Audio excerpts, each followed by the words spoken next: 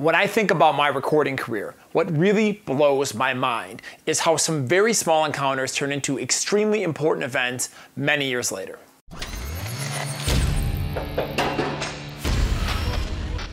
Sometimes the most insignificant person you can meet can be the link between some of the most important people in your life. When you run a studio, you should treat all of your artists great and develop deep, wonderful, positive relationships with them. Try to inspire them and guide them. I'm often shocked by how many career-changing events have come from people I had low or even no expectations for. When you are meeting someone you see for the first time, you cannot see into the future and predict what outcomes they will cause in your life. Because of this, you should never write anybody off and always believe in people. It will take you very far. Just to show you an example of how crazy small the world is, let me tell you a story about one kid I met and how he changed my life. A long time ago, I booked a local metalcore band to come in and do like 2 songs. The band came in, they needed a lot of work. They were pretty cool guys though. You know, we worked hard on the songs and I trained the band and taught them how to be better. We had a great time in the studio and, you know, like a lot of bands, they left and broke up a week later, and what can I say, I wasn't surprised. However, the ringleader of the band recommended a kid in another band to come record with me, and I did a track with this new band. They really liked working with me after doing a single, so they proposed that I produced their new album, and they told me they're gonna go to Indiana to work with this producer who'd worked on this favorite band called The Devil Wears Prada. However, they only had 4 days booked in the studio with this dude, so they said, do you want to produce the record and record it, and we'll have this other dude mix it? I'm like, yeah, of course. Naturally, I thought it was pretty cool, and since I had never worked with anybody, I was super excited. We finished the record, and then I went to Indiana to meet this Joey Sturgis guy with the band. Joey and I became friends right away, and he threw me some extra work that he didn't have time for. The record that we both worked on turned out really great, and the band was really popular locally.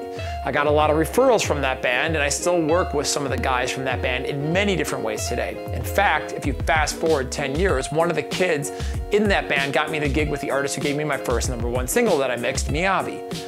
Also, another kid in that band introduced me to my mix assistant Joe, who helped me and Joey start Drumforge and has assisted for me for over 5 years. One of these overflow bands Joey sent me did pretty well and got pretty big on MySpace.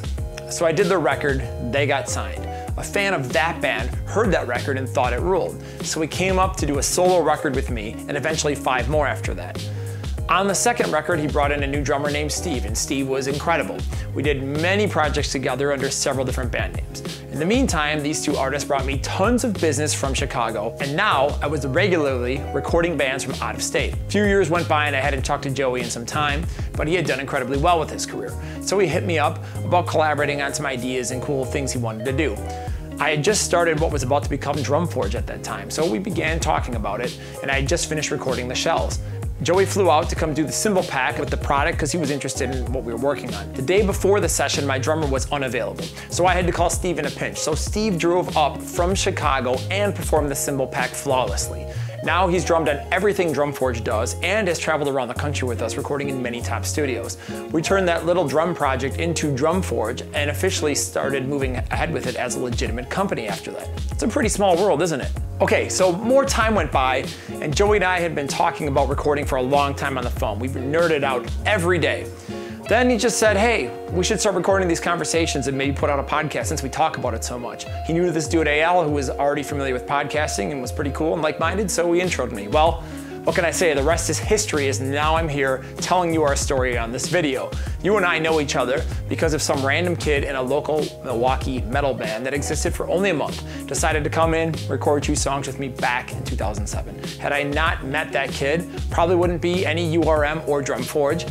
And this is just a small sampling of the people that I've met from that one experience. I mean, if I was writing this down, I could do another 10 pages on it. It's crazy to think about though, isn't it? I mean, the world is small. It totally blows my mind. The takeaway is just be awesome to work with.